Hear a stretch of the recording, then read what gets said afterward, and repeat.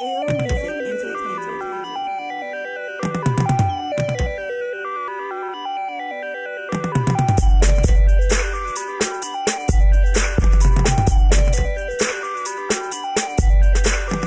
Love, truth, peace, freedom, justice. Study to know what trust is. They'll violate at any moment. Minorities, they don't be on it. Walk on eggshells, keep it cautious. Anxiety, I'm feeling nauseous. Ignorance is bliss till you learn what the cost is. Said Moors, we on the rise. Look at us now. Push the mission forward. Make the prophet proud. Noble Jew Ali, welcome to the city. Fourth generation. No, he walking with me, more shit. Woke up, realized I was on a ward ship. Trading me like chattel property. Trading places, playing Monopoly. Authentic, can't copy me. Lies, can't rock with me. Truth, ever sharpens me. Love, despite you mocking me. Peace. Islam, Muslims. What's good? It's your brother Cool.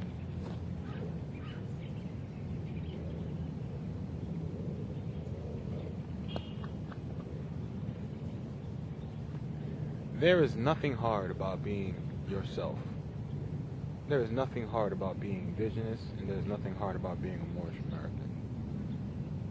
There is nothing hard about that. If I could honestly go back about 6-7 years when I first started my journey upon, rediscovering myself, there's a lot of things I would have done differently. As far as, processes. The hardest part about being a Moor is all mental, because you gotta understand and overstand who you are and the situation you're in. That's the hard part. The hard part is trusting in yourself that what you know is true, no matter what other people say. Whether people believe in what you're saying, or they think you're crazy, or a conspiracy theorist, or whatever. You have no fears of that, because you know the truth, and you're willing to stand on it. That's the hard part. Hard part is having the conviction to step outside every day as yourself, no matter what type of reactions people have, because you don't care anymore. Because it's about how you feel, and you're being yourself. That's the hard part.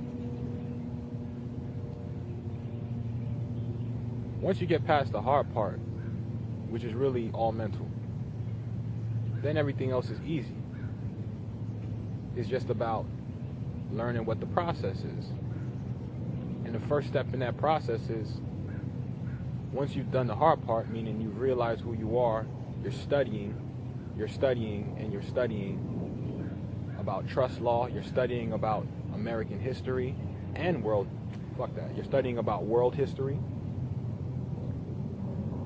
you're studying about ancient civilizations, you're studying about geography, tectonic plates, you're studying treaties and constitutions. That's the hard part. Once you have your mind wrapped around all these things,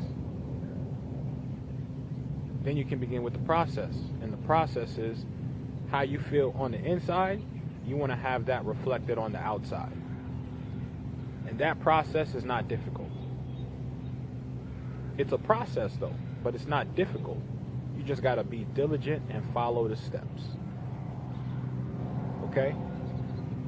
You have to be diligent and follow the steps. Name change petition. You know why? Because you have to get that signed by the judge. Oh, but the United States is false, they're fictitious, they're invalid. The United States Corporation Company, you are absolutely correct. It is invalid. But when you understand and overstand what the United States is, the United States is all the states united. And all the states united together formed a compact, and that compact was called the Articles of Confederation. Now, the Articles of Confederation styled the Confederacy the United States of America, meaning that every state that was in existence during that time was a confederacy. And a confederacy is in harmony with a republic. And a republic is built, the foundation of all republics is built on civil and religious freedom. Okay? So, going through the processes of the states is actually right and exact. To go through the state and get the name change petition is right and exact. Because those states are part and parcel of the United States of America. You get what I'm saying? Every state republic is a part and parcel of the United States of America. And the United States of America is an attachment of the Moorish Empire. Do y'all get what I'm saying? The United States of America is an attachment to the Moorish Empire. And this can be clarified if you read the letter from George Washington to the Sultan of Morocco, December 1st, 1789, writing from the city of New York. So dealing with the state is in fact dealing with the United States of America.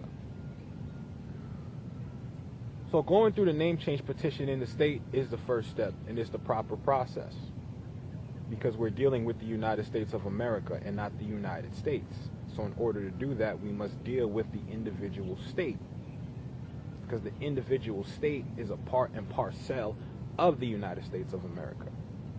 You see how that works? So think about the United States of America as the meeting table, all right, or as the table of the knights, and every state is a knight. Okay? Every state is a knight. So understanding the fact that each state is sovereign, meaning they don't necessarily need federal. Okay? Because federal is just a meeting table for all the sovereigns, and all the sovereigns are the states. So once we all understand and understand this, then it is proper process to go through the state for a name change petition. In that name change petition, one of the questions is, what is the reason for the name change? The reason for the name change, in every Moor's own way, should be basically structured around the fact that you're doing the name change because, one, you want to be in honor of your mothers and your forefathers and your foremothers, the indigenous peoples of the Americas. And also, it's also a requirement of your religious creed, Islam. It is a requirement. It is a requirement to honor your ancestors, to be able to inherit what they have left for you. The name change petition is the proper process. Once that's done, and you get the court order signed by that judge, update everything. Go and update your state ID, your driver's license. Make sure you take the photo with your religious headdress on, your fez or your turban. Okay? Then, once you get your hard copy, the new hard copy ID in. Oh, and by the way, when you go in to update, bring your court order. Bring the court order everywhere you go to update. That's the whole point of you getting a court order, signed by that judge, to verify your declaration in their records. So how you feel privately now is being reflected publicly back to you. Harmony. Then you go and update the Social Security information, because that is your estate. It's not you, it's your estate. It's your estate. So update the Social Security information. Establish a relationship as the owner, as the registered owner. Establish the fact that that person has origins in you, and you being the indigenous peoples of North, South, Central America, and also you being a white person, because you also have origins in the peoples of Europe, North Africa, and the middle of Africa, which they call the Middle East. which is really Ethiopia, anciently. So, and the classifications in that SS5 form should be American Indian and white. Because when you look at black and African American, you'll see that it means persons having origins in any of the black racial groups of Africa. No origins in people. No origins in people, though. Every other classification has that. Asian has origins in people. A Native Hawaiian Pacific Islander has origins in people. White has origins in people. I feel like I'm missing one. American Indian, Asian. Yeah, all of those except for black and African American do not have origins in people. I repeat. And this is the definition of what this means in the Census Bureau. Black and African American are persons having origins in any of the black racial groups of Africa. They have no origins in people. If you have no origins in people, that means you have no mother. You have no history. Nothing that you have nothing that you brought to the table that shows the manifestation of what we have today as far as civilization goes. You had no part to play in that. Therefore, you have no right or you have no interest to anything. You're not a descendant or an ascendant. You don't have no ancestors. You're a thing. You're chattel property. So you have to go and correct that because that is your estate. Go in and correct that. That is the proper process. Then go and apply for your passport. But also with the passport, you must send a letter stating that you want to apply to be a national and not a citizen of the United States, and not a U.S. citizen.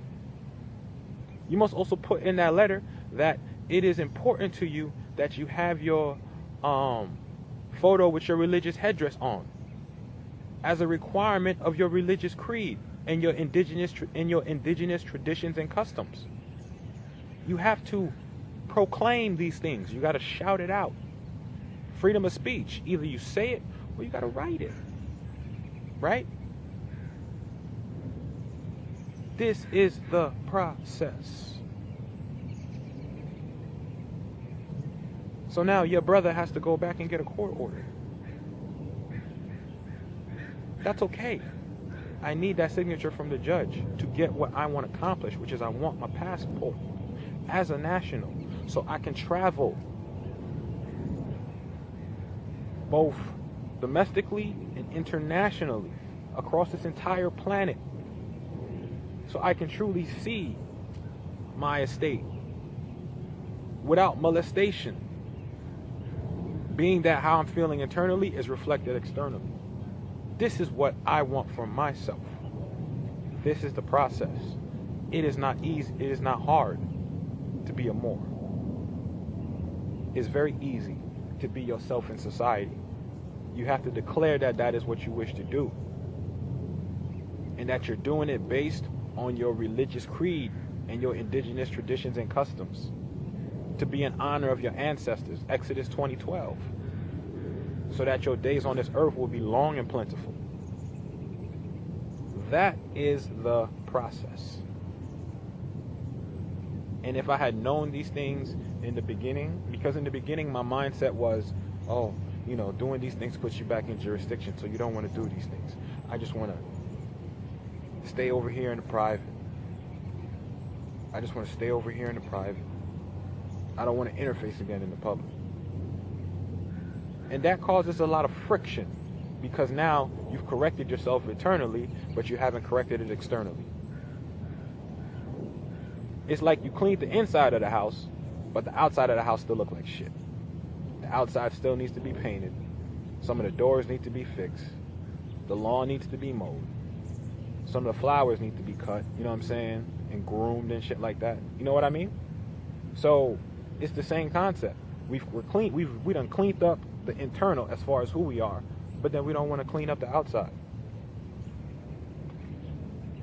That's weird. Okay? And so I've been doing a lot of weird things for a few years now. And I'm going to say this again. This does not put you in jurisdiction. If you read Expatriation and Citizenship of the United States, Article 15, it'll state that being residing or being a resident of a state does not interfere or diminish one's nationality. You got to know this. You got to know this. So what I'm saying is how I feel about it. This is my comprehension of my studies. More clarity. There's always going to be more coming. More clarity. Right? Life is school. So there's always going to be more clarity on the subject matter. So it is right and exact to go through the states. This is why people have been feeling like it's hard to be Moorish American, or it's dangerous to be Moorish American, when it is not. It is not. Okay? It is not. People say, yo, how do you travel? You know, a lot of people don't comprehend the fact that when you're dealing with traveling, and you're traveling and you wish to have your own plates and stuff like that, that applies to when you're dealing with rural areas. You know what rural areas are? Countryside. The countryside. I repeat, the countryside. Not the city. Not the city. Not near the city or in the area of the city. The countryside. When you see old movies and people lived on the countryside, rural folk, when they needed supplies, what would they do? They would drive into town, drive into the city, because they were outside city limits.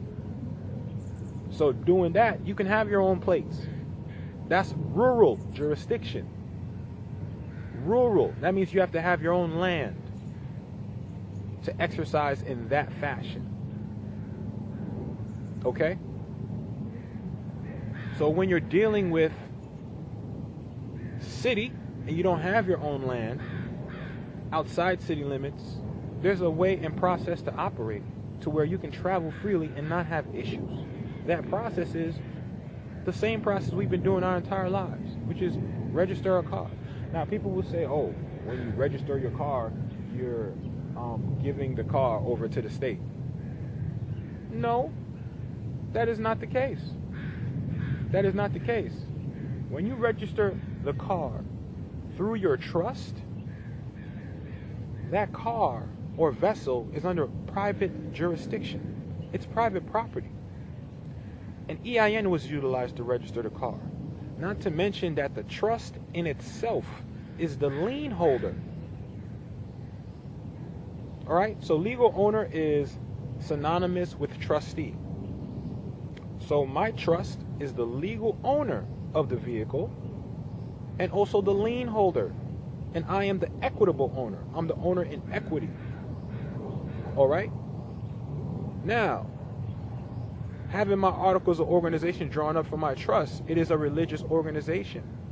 So therefore, when I walk into these places, I simply say, hey, I want to register this car, or I want to give this car over to my church, or I want to give this car over to my temple. They'll ask for the trust instrument. Then they'll ask, are you a party of this organization?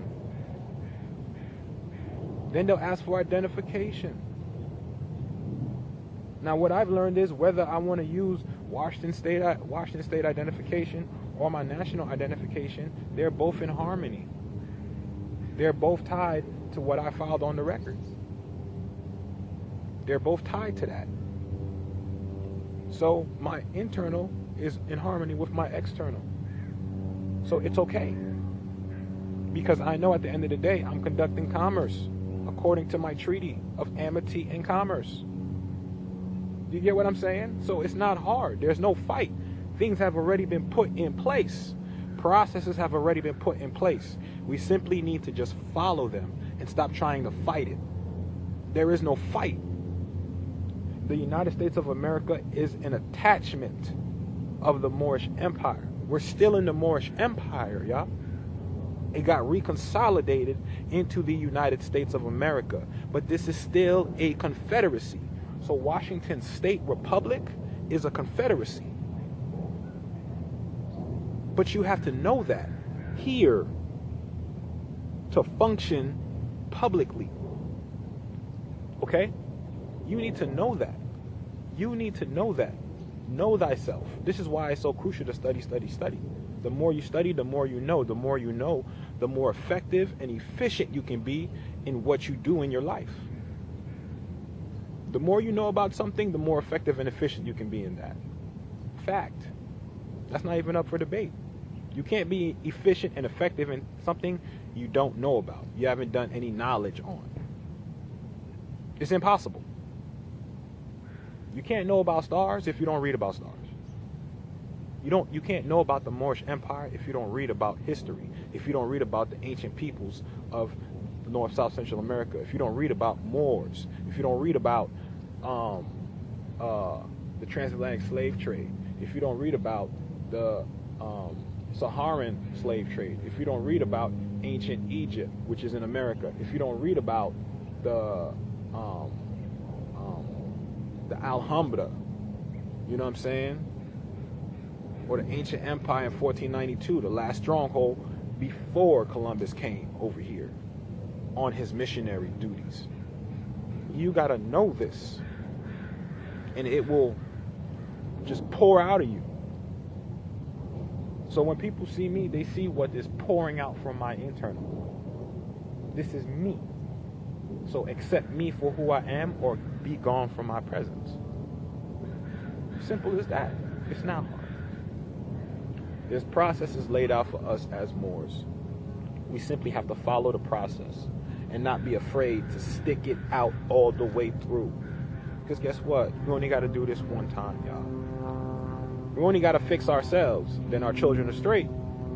They'll already be set up in harmony with their estate. They'll already be in their proper person. But it's up to us to get it right. And it is very easy. It is not hard. It is not hard. Okay? It is not hard to be a Moor, to be yourself. It's the easiest thing in the world. And people will respect it. But you got to respect yourself first. You got to have enough conviction in yourself first. You got to be vibrating like your ancestors first, because you are them. So you got to vibrate like them. You got to be them, because they are you and you are them. All right? So everything is laid out. Even dealing with the IRS, everything is laid out as far as your estate goes. Everything is laid out. It is not hard. Follow the process. Don't fight it. If someone says something, research about it first before you just jump to that conclusion. Verify what they're saying. See if it's legitimate before you rush in and go make moves. This is chess, not checkers. You know what I'm saying? Don't be too quick to jump in.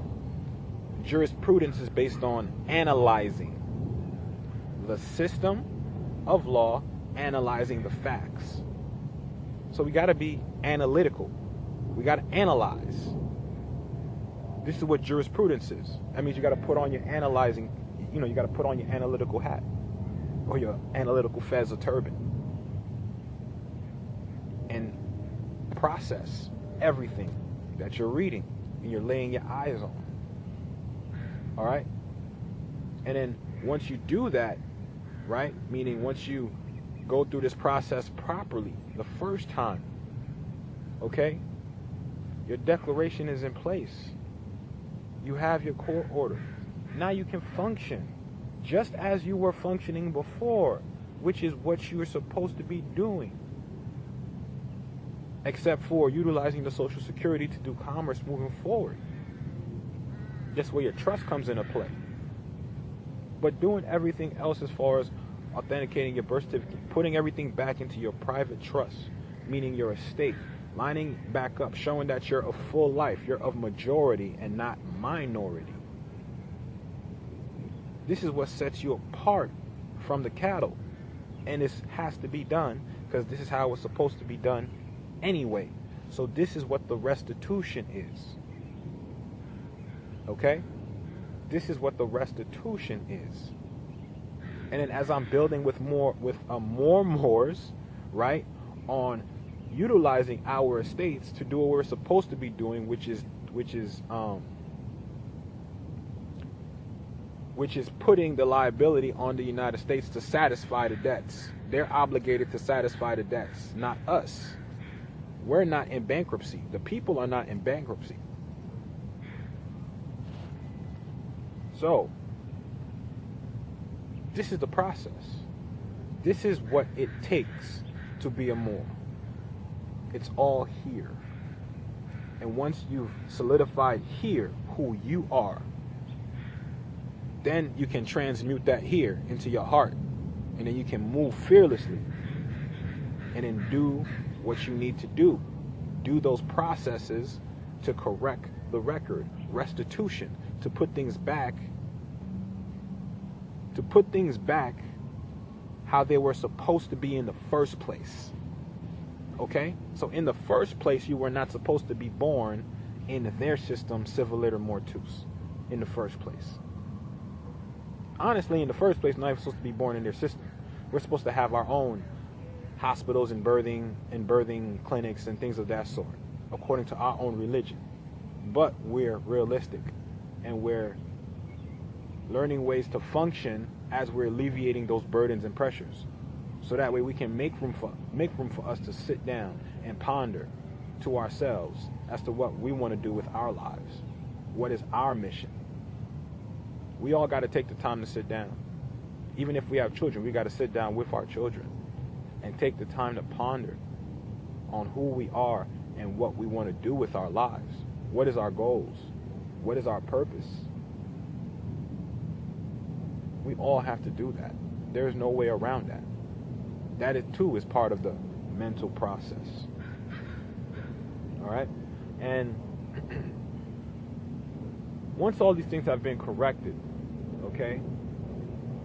And mind you, like I said, I'm working on the book, which will lay out all these processes that I'm talking about very clearly and very precisely, because it is simple. It is. But we've been so brainwashed with, oh, doing this puts you back under jurisdiction. Doing that puts you back under jurisdiction. That we're missing the finish line. And when I say finish line, meaning the finish line to correcting our status. We're missing the finish line. Because to fully correct the status, you got to do it inside and outside. You can't just do it inside and say you're done. Because you are the people, that person, meaning that birth certificate that was created after you were born, that thing or that person has origins in you.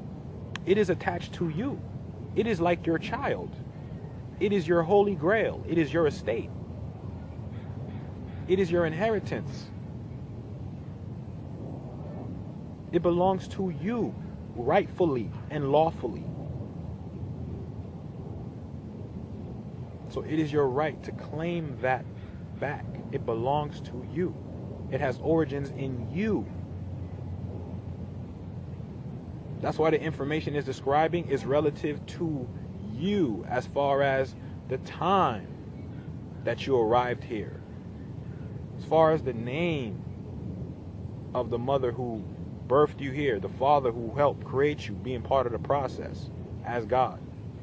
That, you know what I'm saying? Information in reference to you, but it is not you. It has origins in you, but it is not you. You are a people. It is a person. You are a people. It, your birth certificate, your estate is a person. The 14th Amendment citizen is your person. It belongs to you. You are the grantor owner of that. You are the receiver of that. Why? Because the United States is in bankruptcy. That's why we're using Federal Reserve notes that are not backed by anything. We're not using gold and silver to trade. I'm sorry, we're not using gold and silver to do commerce. Not yet anyway. So, you got to keep these things in mind. It is not hard to be a Moor. We know how to function already. We've been trying to be ourselves, but not deal with ourselves in its full totality. So we've just been wanting to deal with ourselves being Moorish American privately, which is good and all because we need work privately. We need to work on self privately. But that's not all, that's not the whole job. Once that job, or you have a good grip on the internal, then it's time to start making those changes on the external. So that way it's reflected back to you. It's reflected back to you, right? It helps you breathe.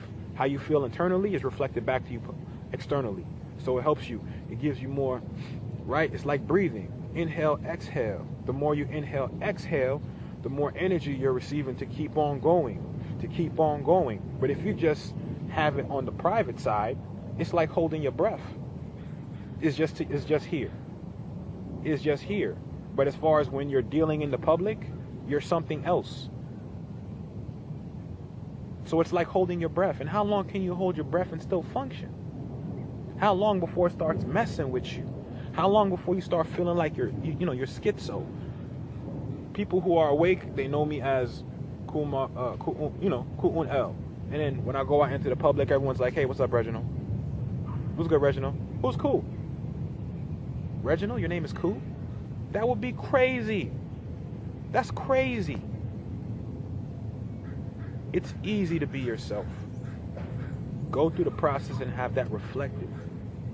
As long as your intent is not for fraudulent purposes, that means you got to really be about it. From here, you got to really be about it. Like, yo, like I really, truly realizing who I am through my studies. Like, I want to honor my ancestors because they are me. So me honoring my ancestors would be me honoring myself. And I can't worship two masters. So I got to honor myself. That's the only way that my days will be long and plentiful on this earth land. Not talking about some, vision of heaven. Heaven is right here, right now. Heaven is right here, right now. Hell is right here, right now. You have an option to pick which one you prefer to live in while you're on this land. So if you continue to be black or African American, or you continue to be a decedent, as far as the IRS manual goes, 21.7.13.3.2.2, title taxpayer identification number. It's called tax identification number. Section 2, clause number 2, where it states that an infant is a decedent. So decedent meaning you're dead. In their records, you're dead. So that would be, in my eyes, considered hell. You're dead. Or that infant is the grantor, owner, receiver, custodian of an estate that has yet to receive a social security number. Heaven. Heaven. That's it. That's heaven and hell. Because with heaven, you have more options to create your heaven right now on earth. You don't gotta wait, but you do gotta get into action, not reaction. You gotta get into action. You gotta be active. That's the only way. And this is what I've realized. So the states are part of the Confederacy. The Confederacy is still live in full effect. It's still live and in full effect. So I'm still in the Confederation of Washington Republic. Okay? About 5 hours away from the Confederation of California Republic. Okay? So all these republics are confederations. And all these republics are built. They are built on civil and religious freedoms. Meaning they're built on your freedom to contract and your freedom to exercise your religion without molestation. You know what that means? That means that everything Brother Ku does is in the name of religion. Everything I do, even when I publish these videos, right? And I'm still holding title to my intellectual properties. That's me doing it in the name of my religion. My religion is Islam. And my mission is to help uplift fallen humanity. by changing the people's minds, by changing the literature. So I had to start writing about my experiences to help relate. Okay? So the projection for the book is January 7th, 2019. That is the projection and release date for the book. And like I said, it's not hard to be yourself. It's not hard. The hard part is you. You gotta know, or I say you gotta believe your own self. You gotta have faith in your own truth of what you know, that it is true. And trust me, when you put it to the test, you'll get a lot of verification that, oh, this is true. This is very, very true. Stand on your square. Don't be afraid to correct. Don't be afraid to clean up the outside of the house. You got to clean up the outside of the house too, not just the inside of the house. All right? So I can say that I've been able to clean up inside of the house and a lot of the outside. You know, now I just got to finish the roof, meaning I got to go back in and get the court order. Even though I got everything else updated, state ID, Social Security, went through all those processes, got everything done. But in order for me to get that passport, I'm going to need that court order from the Confederation of Washington Republic. Because those several states make up the United States of America. And understanding that a state is a person, that means within the states, you have other states or other organizations or corporations being run by people acting as a body politic who have their own bylaws, laws, constitutions that govern them, their own religious ways of life and habits that govern them. And they establish this within the confederation of the particular state republic through the executive department dealing with the Secretary of State, who is bound to that state's constitution, who is the right-hand man, who is literally the clerk or the secretary of the governor, who is bound to that state's constitution. And every state's constitution is bound to the federal constitution. Every state constitution is bound to treaties.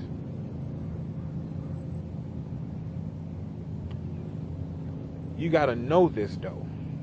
You have to know this, and that's the hard part. Convincing yourself that everything you've been taught your entire life is lies. As far as who you are and your history and your ancestry and your inheritance and how this picture is truly supposed to look as far as this particular reality goes. We've been lied to.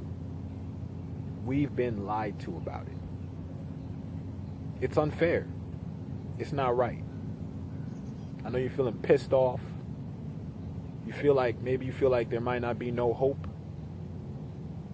Or you feel like this is not how life should be. You feel unsatisfied with your life experience. It's okay. The first step to fixing a problem is realizing that there is one. So now that you're awake and you realize that something is wrong, now you're on your way to fixing it.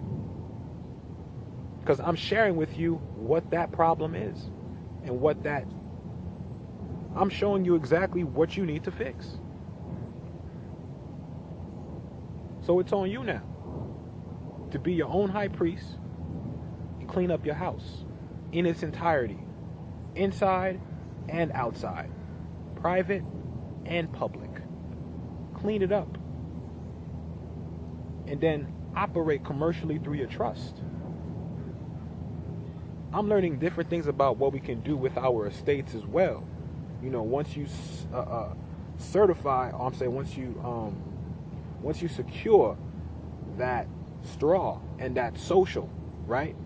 Or once you secure your estate and the social for the decedent, right? Because a person can't be alive. A person is an entity.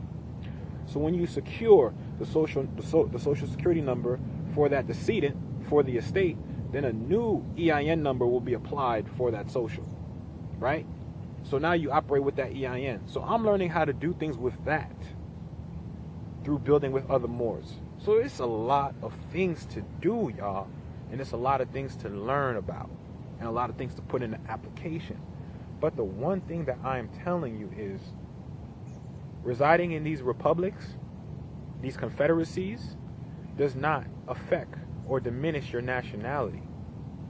So know that. And know that when you're dealing with your state, you know what I'm saying? That you're dealing with the United States of America. You're dealing with the several states. Okay? So, that was a lot. That was a lot. And I don't want to give too much because I don't want to overwhelm. But it's that simple, family. And then from there, once you got all that stuff straight, you know what I'm saying? Focus on, okay, how I can operate commercially. Now you can focus on that. After you done got your shit together. After you done clarified or corrected the record. After everything is in harmony, now you can focus on that. But be of clear mind when you are correcting the record. You are correcting your status. It's not an overnight thing. They didn't diminish our status overnight. They didn't change our status from being Moors to being Negro, blacks, and colored overnight. It happened over time. It happened over time. The ill thing about us as indigenous peoples is we will correct the record and put everything straight in half the time that it took them to get us in this position. That's the incredible part about us, because we are masters of making lemonade out of lemons. We are masters of that. Or mangoes, or mango juice out of mangoes. We real good at that. We real good at that. And that's always been reflected, even when we were picking cottons on the field, which is something we originally did ourselves, freely, happily. Now we're being forced to, so now it sucks. It sucks because someone else is reaping the rewards of our labor. Someone is reaping the fruits of our labor now. So you damn right, that shit is depressing now. Don't want to deal with that. So in order to make that lighten up the mood, shit, let's sing something to help us get through this. We always make lemonade out of lemons. We are ill at that. So, take that and run with it. And run with it. Alright? So, correct the record. Stop avoiding the state, because the state is part of the Confederation still. And if you're claiming to be yourself being a Moorish American and an indigenous person, an indigenous being on this particular part of the planet, then be fearless and do what you need to do to correct the record. It's congressional records, y'all. All these people in public office already know who you are. You just gotta be it. You just gotta be it now. Only thing holding us back is the fact that we don't know the processes. That's why I'm trying to clarify them for you, so you can get moving. Because that's all it takes. That's all it takes for you to be yourself. Freely. Because how you feel internally is reflected externally. When you ask me my name, I say I am Ku.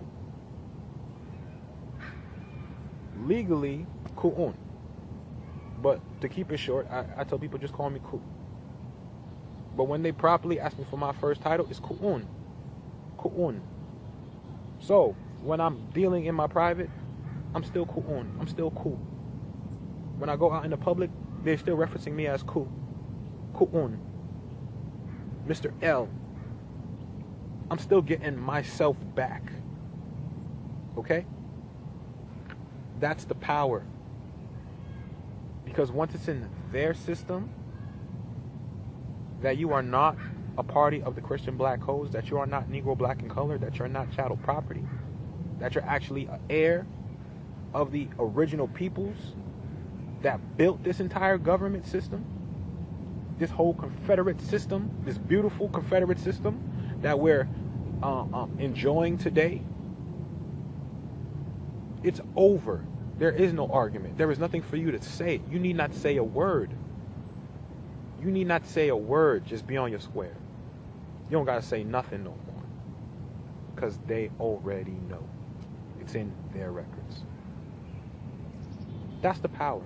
And then when you're operating in your trust, underneath your religious rights, expressing your religious freedoms, we're not dealing with being stopped. You know why? Because in order to stop us in our travels, you actually have to have an emergency now. You actually have to have a Fourth Amendment warrant signed by a judge specifically specifying the make, model, and year of the car, the description of the car you're looking for, the individual you are looking for, or the being you're looking for, and the reason why you're and what you're searching for. All these things have to be specified. Because this is private property now. So anything you do, I'm liable to be compensated, okay, for my time and my energy. So if I get stopped and there's no emergency or anything like that, I can sue for my time. That's private. I'm in my private property. I wasn't endangering the public safety or anything like that. That's what it boils down to. So I've been enjoying my right to travel unmolested for about a year now. And it's been great. Because on the surface, it looks like, state plates like everyone else. On the surface, it looks like that. But in reality, although we're coming under the same sign and signal when we meet at sea, in reality, mine's is private. It looks the same, but you wouldn't be able to tell unless you're the person functioning with that. So on the outside, it'll look like, public property. And then guess what? You scan the plates, and then on the plates it pops up, Sunelshi Amaru Republic, which is a religious corporation, an ecclesiastical body politic. What do you think happens after those boop boop comes up? They move on out the way and phew, go find somebody that they can deal with. They go deal with somebody who is under their jurisdiction. The Constitution is still alive and in full effect, y'all. We need to recognize and get into action, because our lack of action is what's slowing us down. We just need to go through the processes of dealing with the state, which is the Confederacy, and correct the record. Then we can fall in the constitutional fold of government. The prophet said, leave old business as it is in the old name. So I'm not saying go and change the name on the birth certificate, do all that stuff. I'm not saying all that stuff. What I'm saying is, do new business in your free national name. And for me, everything in my free national name is in the name of my trust. With me and my proper person, Ku'un Il, as the responsible party, as the owner. Okay? Everything is in my trust. So reclaim your vast estate, Moors. Reclaim your vast estate. Alright? With that being said, man, I love y'all family. I'm going to enjoy some more of this peaceful nature and ponder to myself. Alright? Islam, I hope this information is very helpful for all us people who've been feeling stagnated with, I want to be a Moor, but, it seems like it's more difficult. It seems like I'm better off just being a Negro black in color. I'm telling you, no, don't do that. Because it's not that hard. People haven't been giving you all the information fairly so you can make your own decision. So I'm telling you what it is. Stop fighting yourself, and you'll see that all the resistance stops. Islam family. So we're going to get right into it.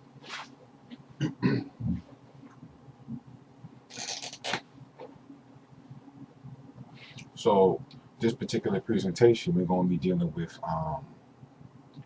persons, right? And the relationship between persons and a state, especially when we're talking about state sovereignty. So, as far as international law goes, let me see if I can be saying cool here. International law. International law, right? Make sure y'all see you good. All right. National law. A state is a juridical entity. Okay? That's what a state is. Juridical meaning person. Okay? Or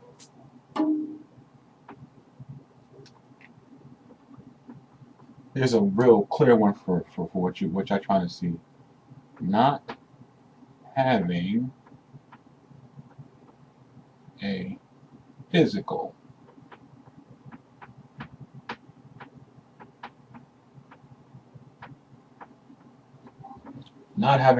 existence. So when they say a state is a juridical entity according to international law, it means that a state is something of the mind. It exists in the mind. It's not physical. It's a juridical entity. It's not physical. It exists only in the mind. Only in the mind. That's where it's real. That's what it's saying here in reference to states and a person. So this is why we must all comprehend the importance of having a trust, because a trust is a person. And so therefore, when your person has laws, ecclesiastical laws,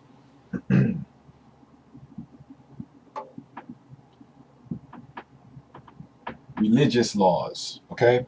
If you read House Resolution 75, right? When you read House Resolution 75, which was published Thursday, May 4th, 1933, what you'll read is that in there it states that there's a Moorish American society, right, that journeyed here from the plains of Morocco. Cool, no problem.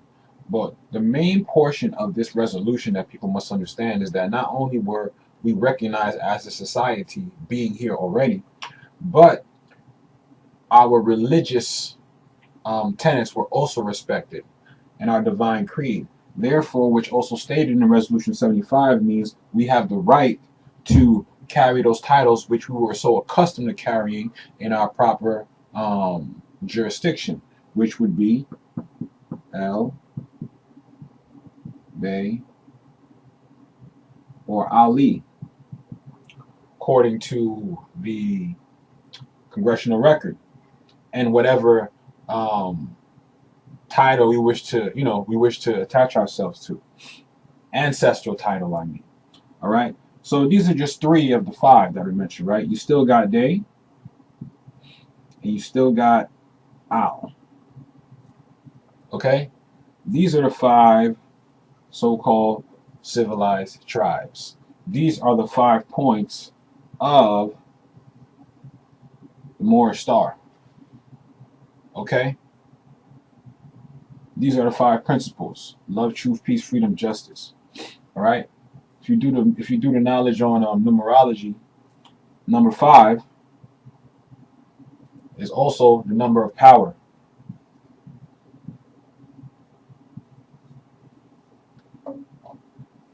And number 7,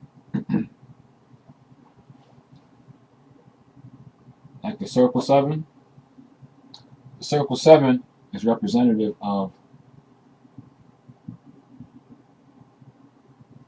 the God Allah. Make sure I can see that. Cool. All right. So all of these are relative to each other as far as comprehending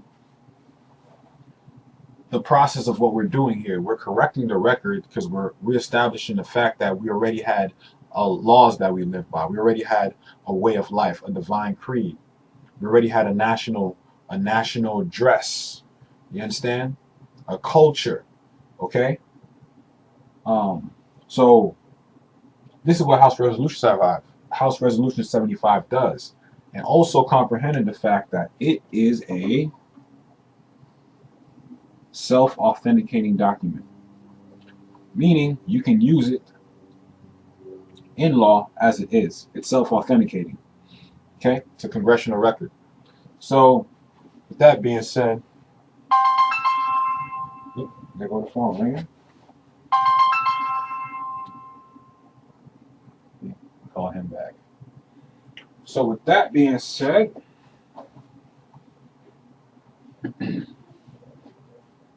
hold on, let me get a call.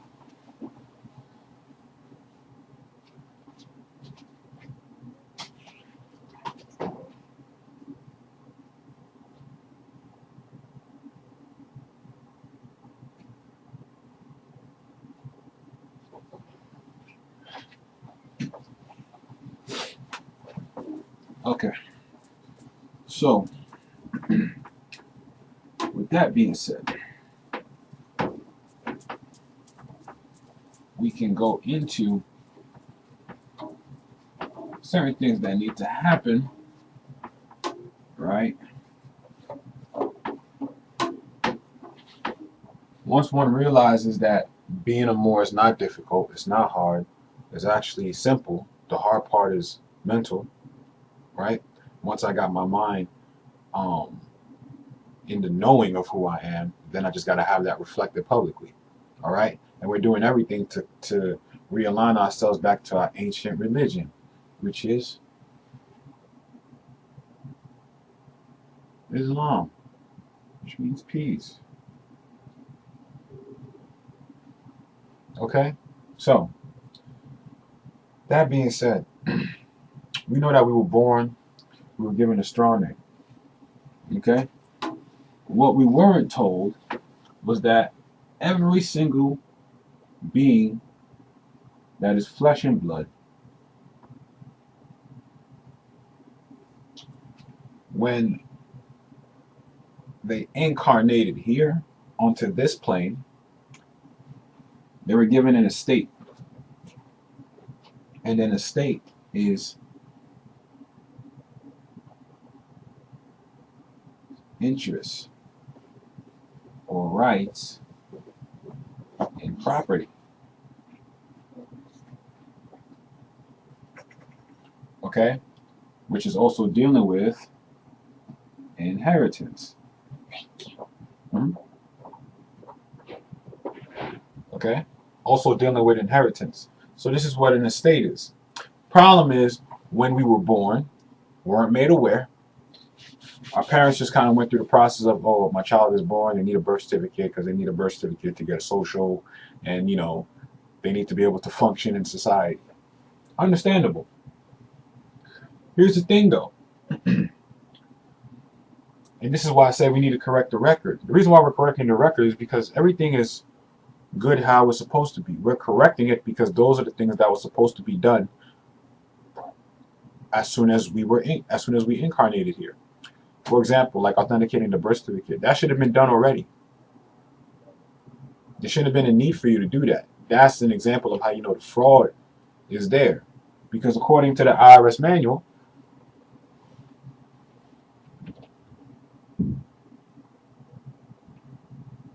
it's called the IRS manual 21.7.13.3.2.2.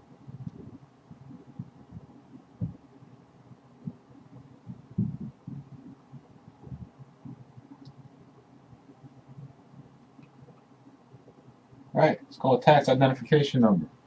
Then you go to part 2, clause 2. And in that point right there, it states that an infant is a decedent.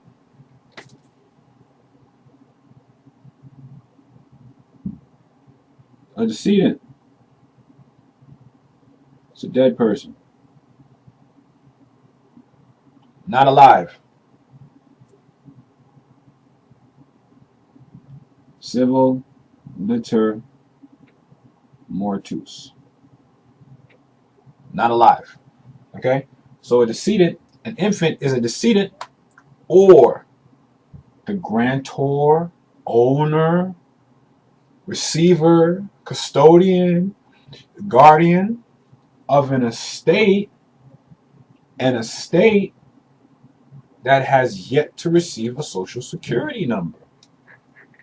That has yet to receive a social security number. So then you got to ask yourself the question, what came first? Well, let me give you the proper order of how things happen. I won't ask you, right? That'll be rhetorical. So I'm not going to ask you. This is how the process went. First came you. Flesh and blood. Okay?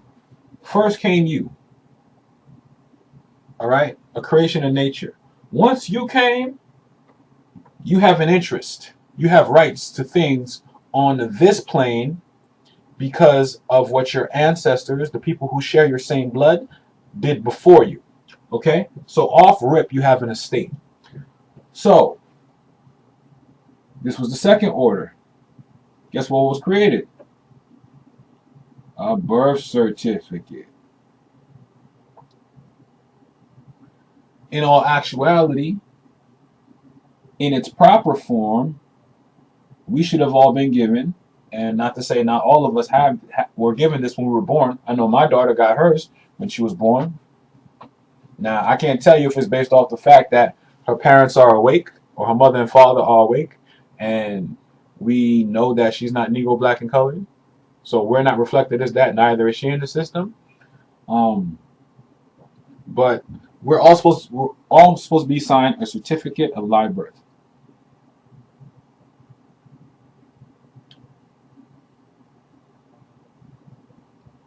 Now, I know a lot of people go off for Minnesota Rule 22 for authentication of the birth certificate. You know, authenticating the birth certificate. What I will say is this process is not a Minnesota. It's not a Minnesota process. If you look in if you look at the governor's website or the Secretary of State website for every state territory, what you'll find is that in their particular website, there's an office where you can get something apostilled or authenticated. And then they give you a list of the documents which you can authenticate from your birth record, death record, declaration, articles of incorporation, and and very vast other type of documents. So then you got to ask yourself a question. You came first. You know you have an estate. They were supposed to give you a certificate of live birth, but instead they gave you a birth certificate, right? After that came then I'm going to make it too long. Then a social security number was assigned, right? That's how it happened. You came, you have an estate, gave you a birth certificate. Now on this certificate, because you, the flesh and blood, had no knowledge of self, neither did your parents have knowledge of self. When it took place, they listed you as color. Black, African American, color. Something not having origins in original people. So they made you colorable. Once that happened, guess what happened? We became a decedent in this,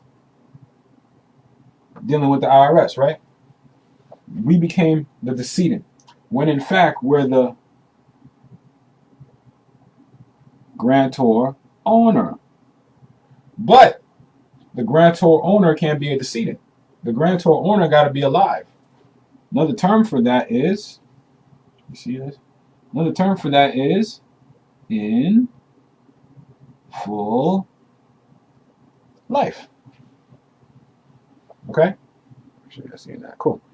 In full life. All right? So that's where things need to be.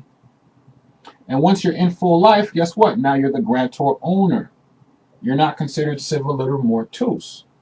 Okay? But it's all based on this section right here. Because we were all given an estate. We all have an estate. And the crazy part about these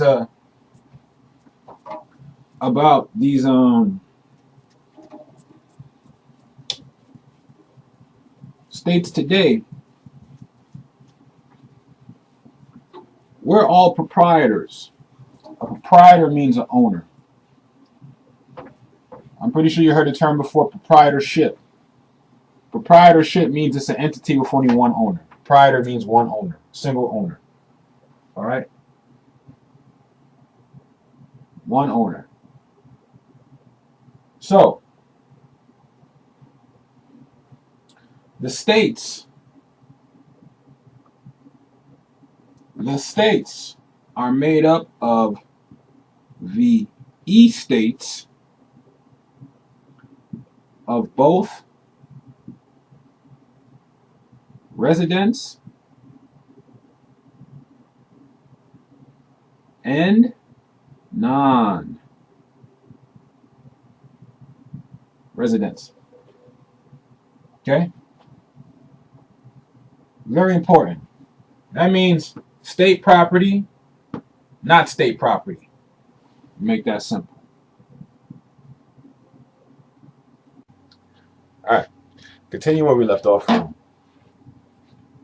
Let's talk about the state and how if you read the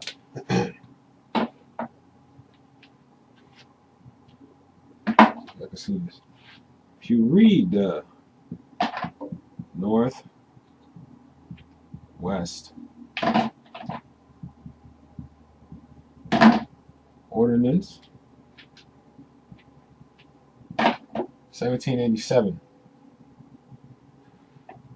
Remember, Constitution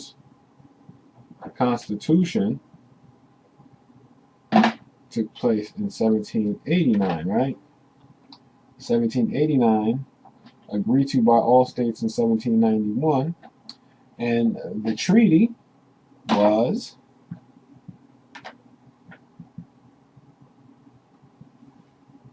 1786. So see how that happens? This is one. Northwest Ordinance is number 2. And then you got the American Constitution, which is number 3. Remember, though, that the only way the American Constitution came about was the fact that when you read the Treaty of Peace and Friendship, I'm sorry, not the Treaty of Peace and Friendship, when you read the letter from George Washington to the Sultan of Morocco, you will see that George Washington had to send the Sultan of Morocco a copy of the Constitution because both parties had to agree with it. Meaning the Constitution, in order for it to be agreed upon by the Sultan, it had to have already been in alignment with Moorish law. You know what I'm saying? With the laws of the empire. So by that being established already, okay, you can see how the timelines add up and how things make sense, how one thing leads to another. This is why I say we need to connect to our treaty, because the treaty is number 1. But don't think that there wasn't something prior to this treaty, because this treaty literally had to happen due to the first bankruptcy. Because before this treaty, there was something in... Let's see if I go back. All right, I can still see. Before this treaty, there was something in 1781. Make sure y'all can see that. Yep, 1781. Called the Articles of Confederation.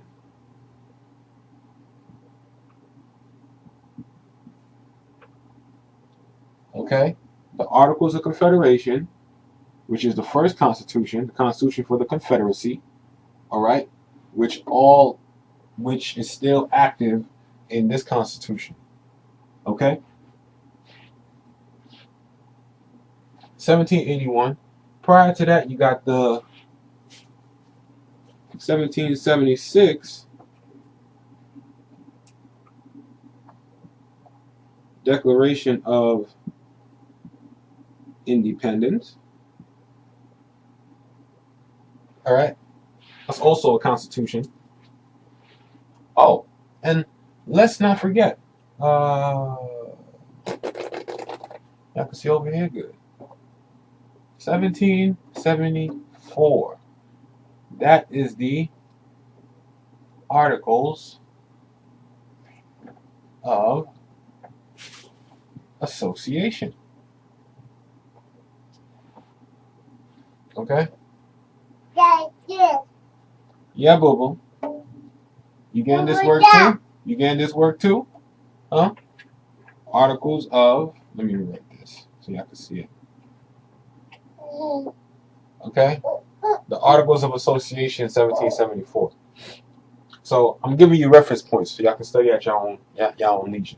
All right? Because these all lead up to what we're talking about right here, which is the estate. So let's clear this all up and get back to what we're originally talking about, which is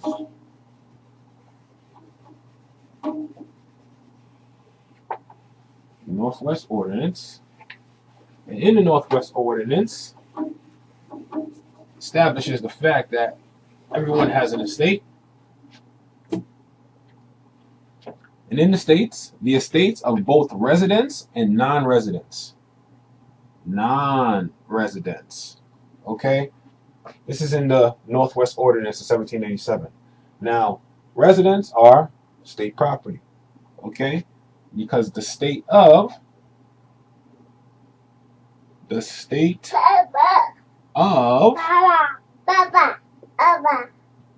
whatever. For example, in this particular she's so cute. She's ready to go too. I love this little girl. Love you. So for this particular example, the state of Washington, which is a corporate fiction, is actually part of the federal United States ceded to Washington State Republic, okay, which is why within every state territory, some of it is ceded to the federal contract, okay? Because like I said, the federal is the meeting table. So, but it's not the end all be all. It's not the doesn't set boundaries over them. The Constitution establishes the fact that treaties are the supreme law of the land. So if you're in alignment with a treaty, then you are in alignment with law. And therefore you will be protected according to your treaty. Why? Because it actually exists. It's real. It's tangible. It's not just something we're just talking about and no one can find it. No one can search it up. No, you know, it's like that. It's like the Wizard of Oz. That's not what the treaty is. You can find a treaty in archives. This is part of American history. We're talking about I gotta write this down because I say this all the time, but do you know why I say rock out with the treaty? The Treaty of Peace and Friendship is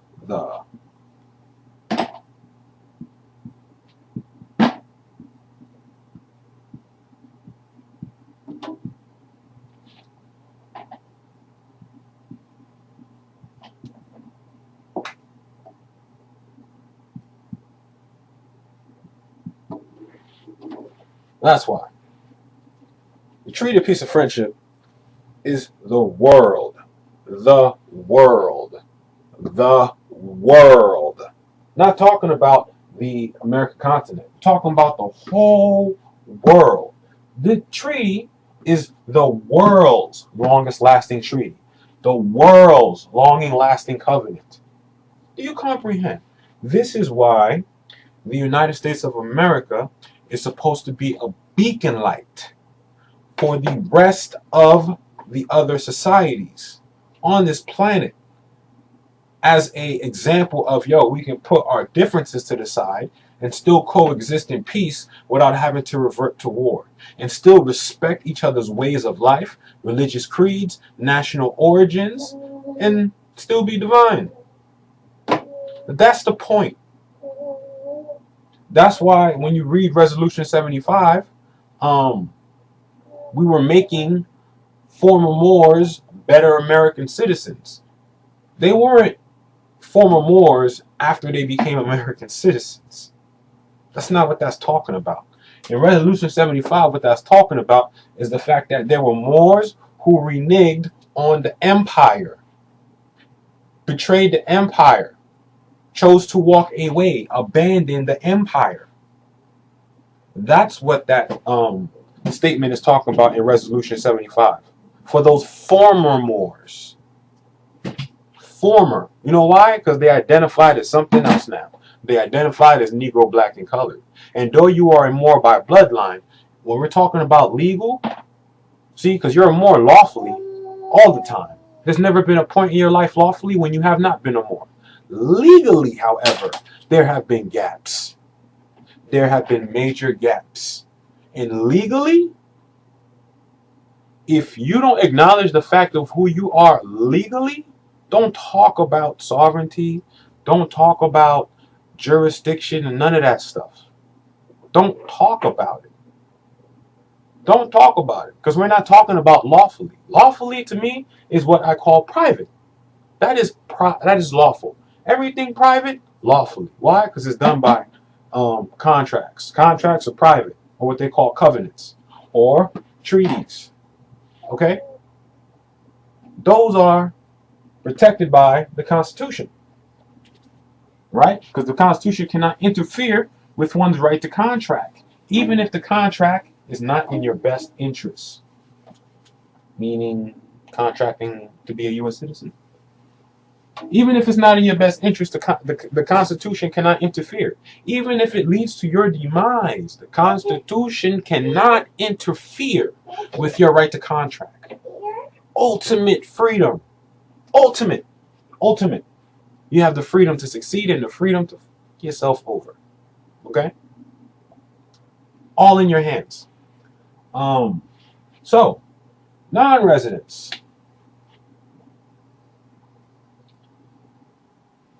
I need to understand how relative this is. I need to understand how relative this is. What's wrong, Boo-Boo? What's wrong? Come on, you can do this with me. You can do it with me. We on video, okay? You with me? Yeah. So, we're going to go into, try not to touch the board, but hold on to this. So, we're going to go into the relativity, we're going to go into what makes sense. We're going to keep it simple. Non-residents. Yeah, we need to comprehend the importance of this particular status. I'll tell you why. Because a resident means to res means a thing. Okay? And then you have ident. Like identity, identify, identification. Okay? Ident. Now, if you identify as a thing, and legally, a thing is a person or an entity. Hope y'all following me. Is an entity and not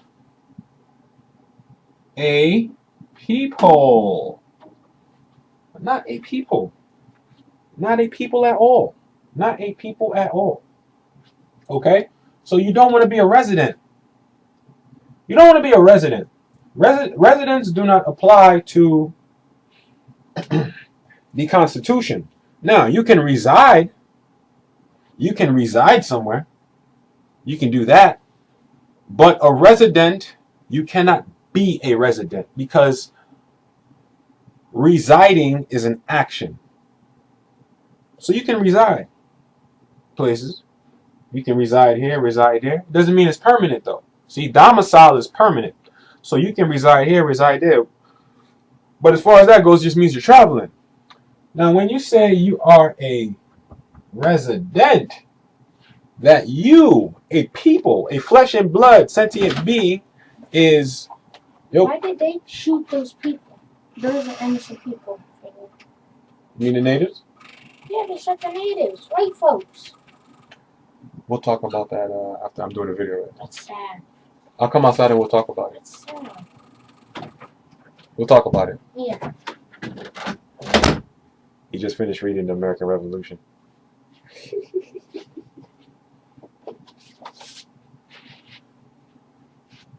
Yeah, I just gave him this to read. So that's going to be a good bill with him on that one. But, to continue, right? So, a resident is not a people. A resident is not a people. A resident is not a people. People reside. People are not residents, but they do reside in places. People can do that. People can reside in places. Okay? You want to read it too? Go ahead, boo-boo. People can reside in places. All right? It's an action. It's not a thing you do. I mean, it's not who you are. It's an action. It's a thing you do. It's not who you are. All right? So, don't think in the Constitution that they talk about residents, because they don't. All right? They say you can reside. Now, when they say state territory or state republic, make some room. When they say state territory or state republic, you got to understand the difference. This is why I said a state. Check this out. We're talking about a state, okay? And we're also talking about a republic. We're not talking about a democracy. So understand that each state, you know what? I can only make this visual. So let me just do it like this. Each state, just make a box right here. I'll make another box right here. Make another box right there. Right? Say this is Washington. No, I ain't gonna do it like that. Let me say this is Washington.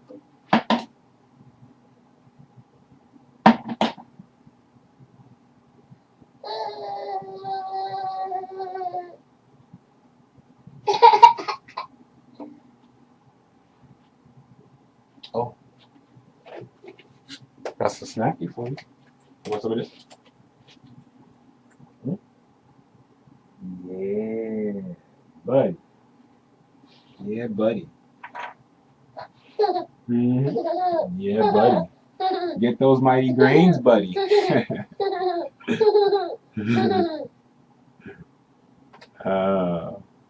Okay.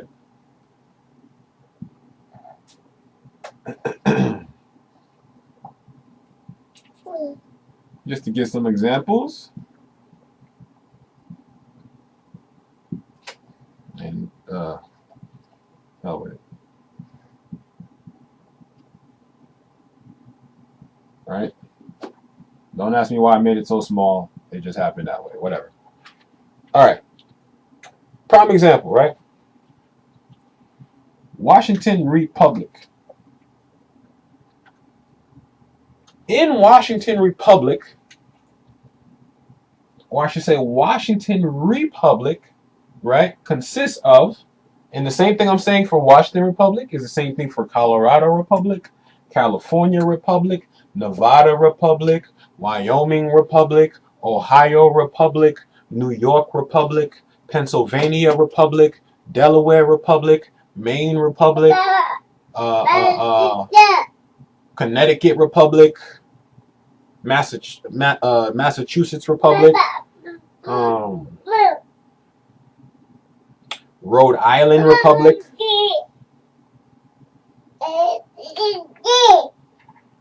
What else? What else? What else? What else? What else? Drawing up a brain fart for states.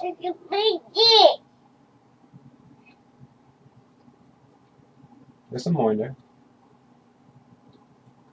Let me think, Aria. What's some more states? Florida Republic, Georgia Republic, North Carolina Republic, South Carolina Republic, Virginia Republic, Maryland Republic. All right? ETC, ETC. Go ahead, boo. We'll finish it up.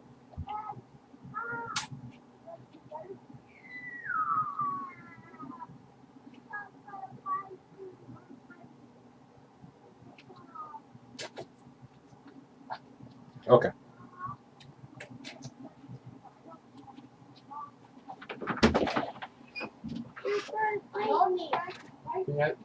Whatever it is, stop it. Tone it down. I'm going to have to come out, okay? Yeah. And that goes for you too, Sensei. I don't want to keep hearing you screaming and yelling like that. Okay? Yeah.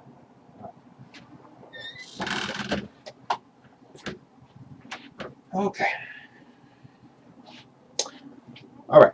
So, same thing I'm going to say for Washington State.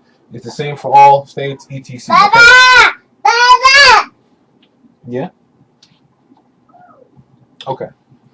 So, in Washington Republic, it consists of the estate of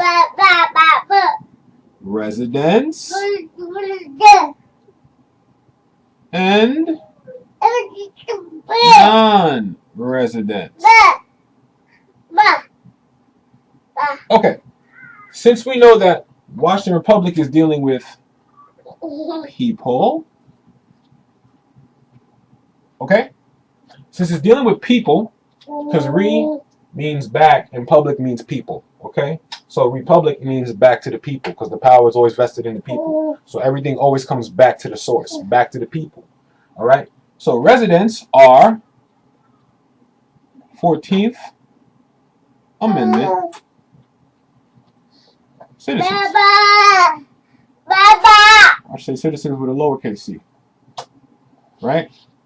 Or what you would call U.S. citizens, corporate citizens, residents, things, persons.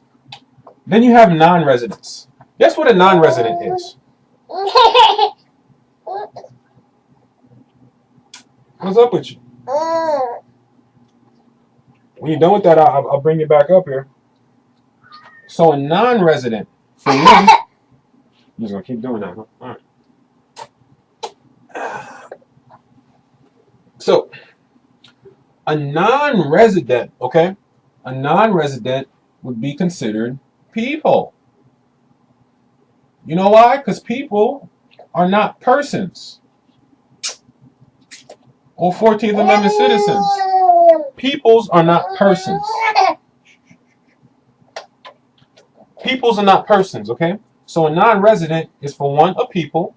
Also, a non-resident is outside the jurisdiction of what they were called, and this jurisdiction exists in every state republic. Why? Because every state republic ceded or granted some land to the federal government, which is a corporation, okay?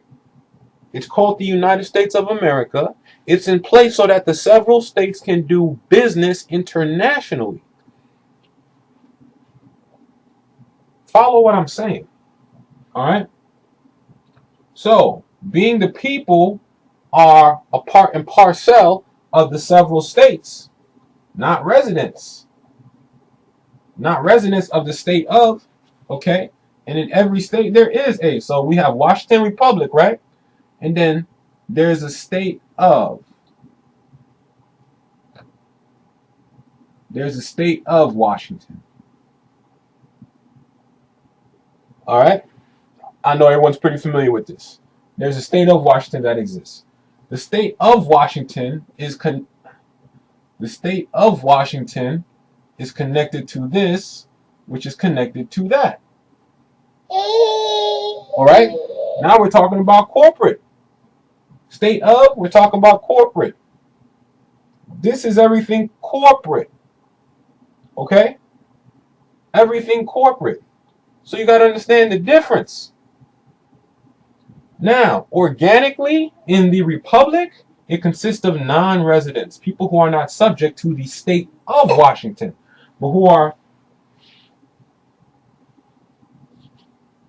but people who are within the jurisdiction, or at the jurisdiction, I should say properly, of Washington State Republic. within the Constitution. Each state has a constitution. Think of each state like a country. So Washington Republic is one country. Colorado Republic is another country. California Republic is another country. Nevada Republic is another country. Texas is another country. Did it inside? No. Oh. Oh, sorry. It's all right. You're fine. Texas is another country, etc. New York is another country. Florida is another country. Connecticut, Massachusetts, Pennsylvania, etc., etc. So these are all countries. Each country has its own flag and its own constitution. I'm going to say that one more time. Each country or state, republic, has its own flag and its own constitution. That is in harmony. That is in harmony. Let me say that one more time. That is in harmony, or I should say that the federal constitution or the American Constitution is in harmony, okay, with the several states. Because the states were in existence before the United States of America came into existence. These states are old, okay? So, and this exists in all. So there's a state of Colorado, there's a state of California, there's a state of Nevada, there's a state of New York, state of Connecticut, state of Ohio, state of blah, blah, blah, state of blah, blah, blah, state of Florida, state of Massachusetts. It goes on and on and on and on and on. State of Delaware, etc., etc. Know the difference between the state and the state ofs. There's a difference between. So we know it's a republican form of government, but I write republic to paint that picture in your brain. But essentially, I can say state, right? I can say Washington State. Where's your baby? Where's the baby?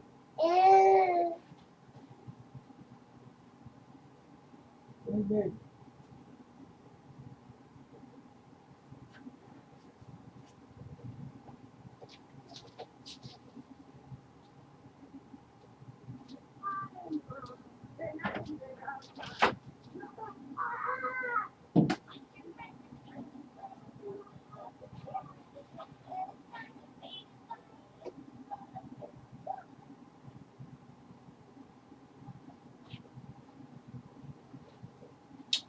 Okay.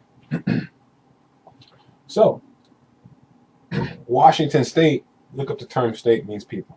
Stop it. State mean people. Stop it. Okay?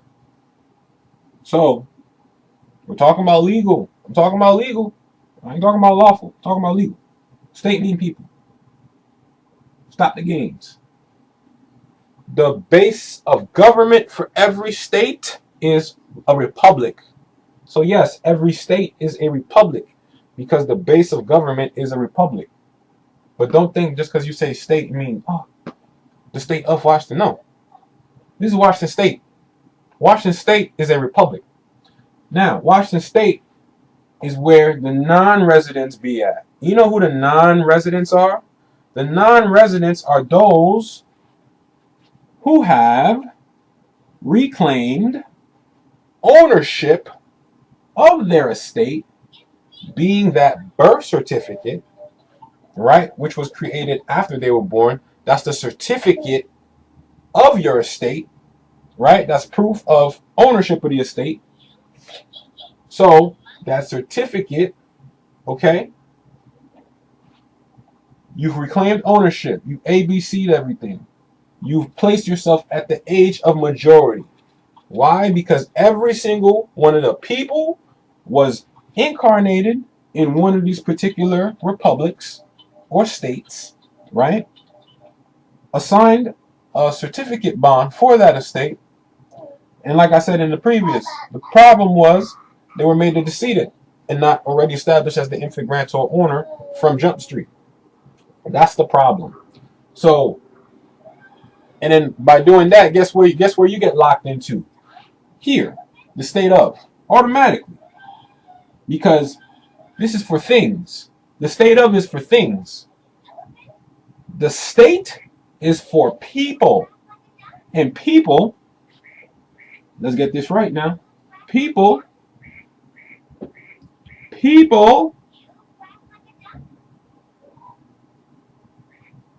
have, I don't need to write all that. People have one major thing. All right?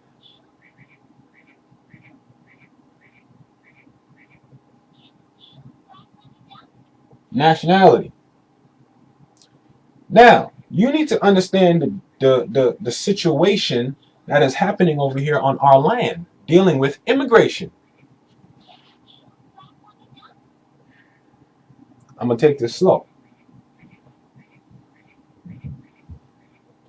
The only way that people who are not copper colored can be on our continent or on our landmass is via the treaty. That's why it's the world's longest lasting treaty, because if that treaty got reneged on, niggas would have to go the fuck home. If you're not from here, you got to go home. I'm sorry. If you're not one of the various copper colored peoples, you're not from here. That's nothing personal. That's just fact. This is just the facts. Okay? You're not from here. This is not your home. No different than me. I can't go to China and be like, yo, you know what I'm saying? I'm not born in China, so I don't have no sway or any type of power, jurisdiction, or authority to run anything in China. Okay? So, with that being said, it works both ways. Don't be mad, because the same way how you can't show authority over here in my land, the same way I can't do that in your land. It's not personal. It's equal. What you can't do to me, I cannot do to you.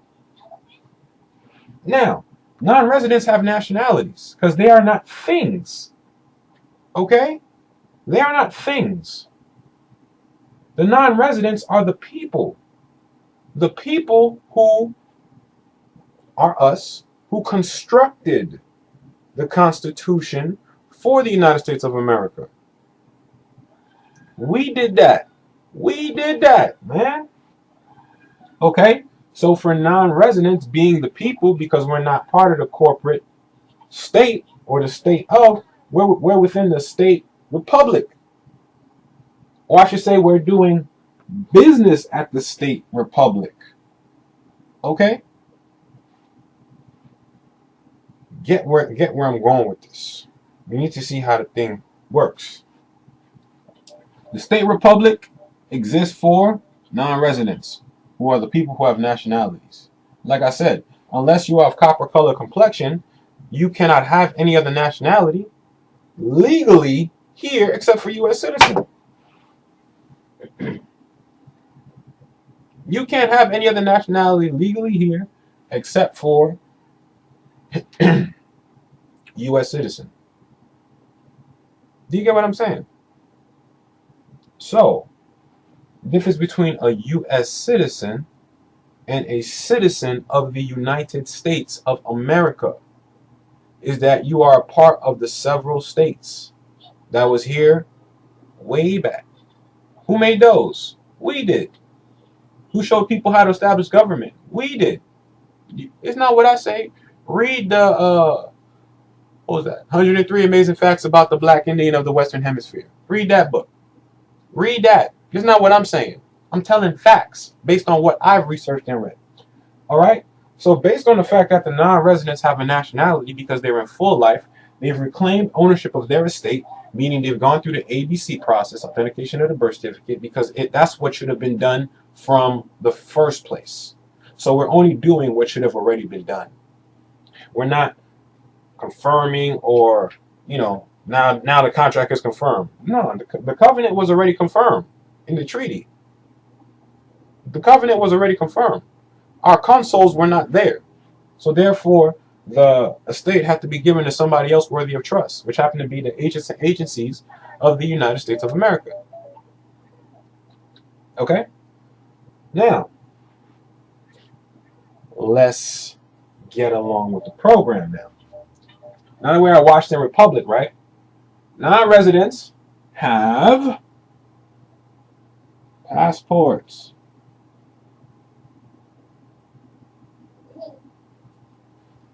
Non-residents have passports. Okay? That's how simple that is. That's how simple that is. Non-residents have passports. Non-residents have passports. Residents only have state ID, driver's license. Like I said, what makes our particular condition very, very special is the fact that we are on our homeland already. So we already have our nationality already established here. We are Moors. That's legally. Legally, we are Moors. Lawfully, we are Moors when you do the knowledge on ancient history, archaeology, and just culture. You know what I'm saying? Legally, we are Moors. Lawfully, we are Moors. And so, as Moors, we need to go through the process of going through this state, okay, to get that declaration or get that name change petition on the record, signed by the judge of the state. Okay? Why? Because this is part of the several states. This right here is what makes up the United States of America. Let me be specific. These different states, etc., together are what make up the United States of America. So guess what? Everyone who was born within a particular state, republic, but was deemed a decedent, meaning dead because they didn't have a nationality. Either way, when you ABC the process, guess what? Don't you got to get a seal from the secretary of the state of that state where you were born, where that estate was created for you? Don't you got to do that? Because DC ain't certified or putting the seal on nothing unless it has that seal from the secretary of the state where your estate was created. Right or wrong? Okay. So it's that simple. It's that simple. That means you're dealing with the United States of America. But you can't bypass the state to deal with the United States of America because the United States of America is encompassed of all the states. And all the states are republics. All the states are republics. Okay? So, passport. Now, our situation, we have our own self-identification.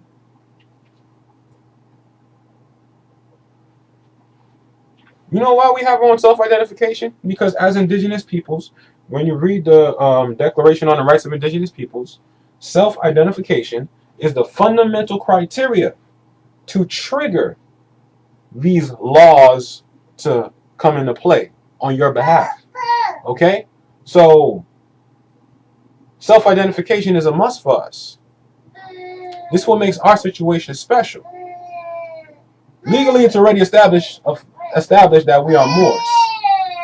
Now we have self-identification and the knowledge of self to actually live, to actually walk in that. For real, for real. That's the difference. Okay? So yes, we have to go through these states in order to get to this place right here. And this place is when you're just functioning with your passport. Passports are recognized in every other state as well as every other country in the world. Okay? You good with the passport. Also, too, knowing that residing, as a people, residing in any state does not diminish or affect one's nationality. I think you should know that. It doesn't affect one's nationality. What's up? You want more? You want more? Hold on one second, y'all. There's more in there. You just got to squeeze it from the bottom. There you go. Yeah. Now it should be good. Yeah? Yeah. Now you're getting that. All right. So, residing in any state, not being a resident though, but residing does not make you or does not affect your nationality. It's important you know that. Girl, what's your deal? What's your deal, girl? Hmm?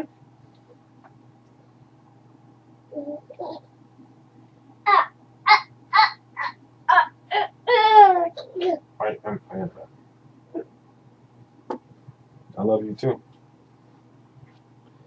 All right. So each state is consistent of the estate of residents and non-residents. Residents are 14th Amendment citizens functioning under the state of, meaning they are still minority, have not reclaimed the state of majority and taken control or dominion over their estate. That's simple. That's simple. If you haven't done that in the system, you're still minor. You're still a minor. You're still a minor. As far as dealing with the state goes, you're still a minor. Okay? Still a minor. So this is why nationality is the order of the day. Because if you don't have nationality, you don't have any protection from the state. And when I say the state, I'm not talking about the state republic, because the state republic is Gucci. You don't need protection from the state republic. The state republic is already good. You need protection from the state of. Because these guys here is the democracy. That's the democracy, y'all. Them dudes right there. The state ofs. That's the democracy. You agree?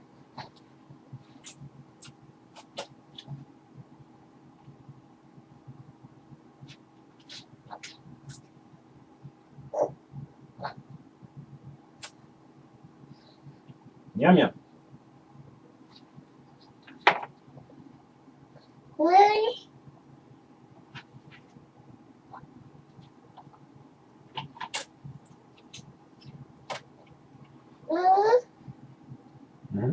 All right. So remember, the state of is the democracy. Don't forget that. All right.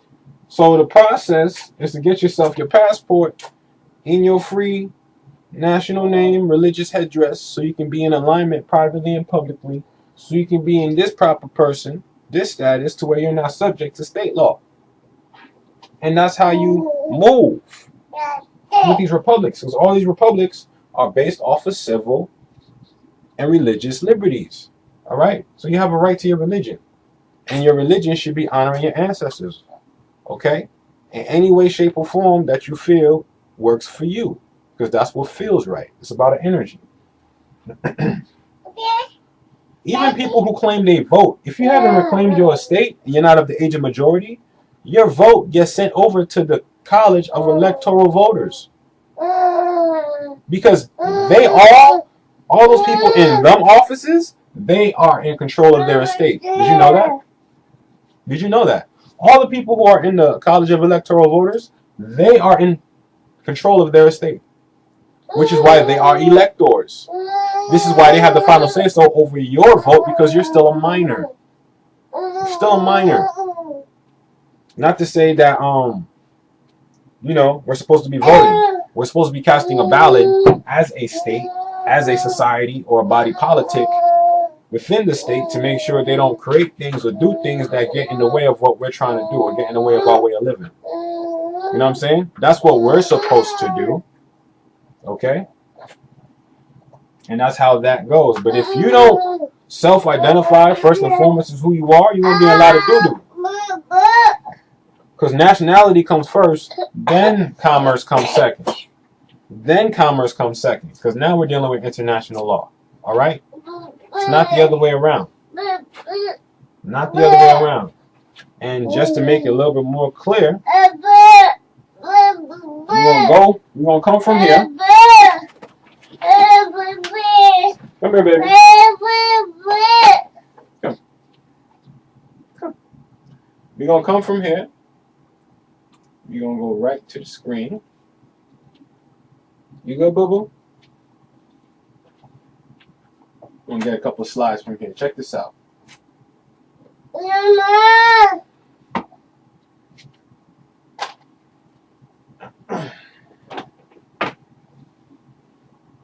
Check this out. International person means an individual who has a legal personality in international law. The concept of international person is derived from international law. It means a person who is subject to international law. She or he has the powers established in international law, enjoy rights, duties, and powers established in international law, and has the ability to action on the international plane. In Kyle Bell versus Royal Dutch Petroleum Co. 621 FD F3D 111. No, 3D 111. 2D Circa 2010, the court observed that an international person is one who possesses legal personality in international law, meaning one who is a subject of international law so as itself to enjoy rights, duties, or powers established in international law, and generally the capacity to action on the international plane. International law does not leave to individual states the responsibility of defining those subjects. Rather, the concept of international person is derived from international law. Individuals and private juridical entities, private, that's why everybody should have a trust in place, private, can have any status, capacity, rights, or duties given them by international law or agreement, meaning the laws or the agreement of that state. Or of that person, we should say, right? Sovereignty. We talk about sovereignty a lot, but I don't think people really understand where sovereignty relates to. Okay? Sovereignty is a political concept that refers to dominant power or supreme authority. In a monarchy, supreme power resides in the sovereign or king. In modern democracies, sovereign power rests with the people and is exercised through representative bodies such as Congress or Parliament. The sovereign is the one who exercises power without limitation. Sovereignty is essentially the power to make laws, even as Blackstone defined it. The term also carries implications of autonomy. To have sovereign power is to be beyond the power of others to interfere. That's what sovereignty is. It means you are at a place where no one can interfere. You are outside the reach. And this is why it's important to be a non-resident, because that makes you outside the reach of state law. Okay? It puts you outside the reach of that. That's what that does. Okay? And so, comprehending that, let's continue reading. Beyond lawmaking power, right? Because that's why we have to write our own laws in place. Beyond lawmaking power, two other offer contentious aspects of sovereignty are eminent domain, the right of the sovereign to take private property for public use, and sovereign immunity, which offers the sovereign protection from lawsuits. Sovereign people means a political body comprised of a consolidated number of citizens and qualified electors. Remember I said that thing about electors? Remember I was talking about electors? To be an elector, you got to be in possession of your estate. You got to be in the age of majority. Remember? You remember? Do you remember? Do you remember? Do you remember? Sovereign people are of the age of majority. They're electors who possess the sovereign power and which they exercise through their chosen representatives. So that means from every state or every body politic, we're supposed to have one representative, or two, or three, or up to 7 to go speak on our behalf with these particular executive offices of the state republic underneath that state constitution, to come to agreements to things or to speak up on things that we may not like that's taking place. Okay? You always find a way to react something. Okay?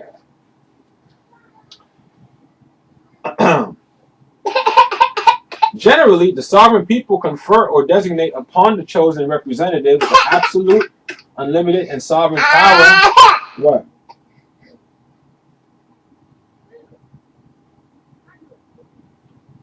Generally, the sovereign people confer or designate upon the chosen representatives the absolute, unlimited, and sovereign power to determine the qualification of voters and the right to limit the elective franchise. Okay? So,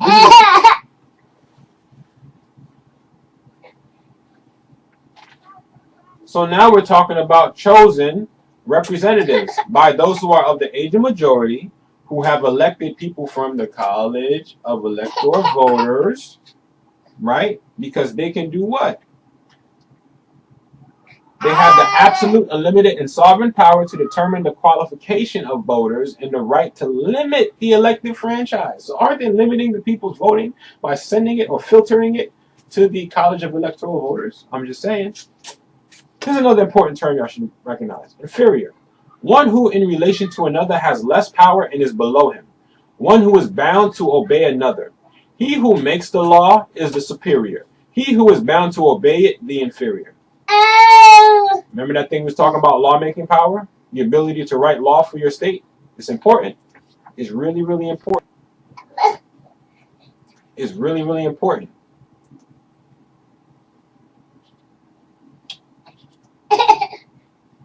Right? So now look, a state is the politically organized people of a particular land, give me 1 second, y'all.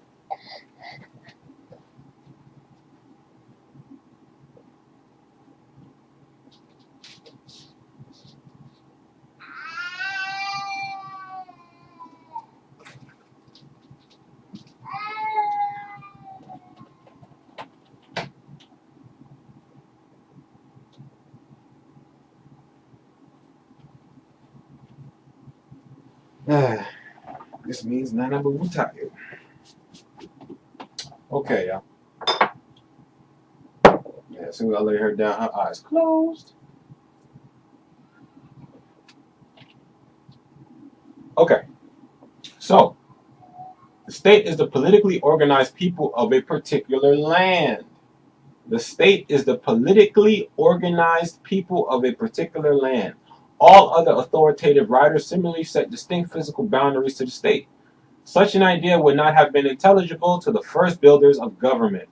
They could not have understood why they might not move their whole people and baggage to other lands, or why, for the matter of that, they might not keep them moving their tents and possessions unrestingly from place to place in perpetual migration. Okay? You know what I'm saying? So what this is saying is that it wasn't set so that people got to keep moving and moving. No, you can set yourself, establish yourself, and get well grounded, and not feel like you have to be on a continuous move. Okay? So we'll get into this here.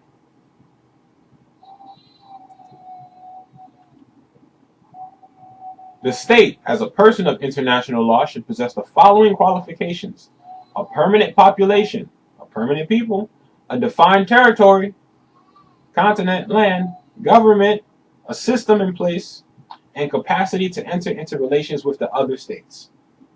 That means your ability to take your organization and be able to establish it or contract with other states as you wish, as well as with other countries. And that's what it means. Okay? So, and we're going to continue to break it down. Ill Music Entertainment.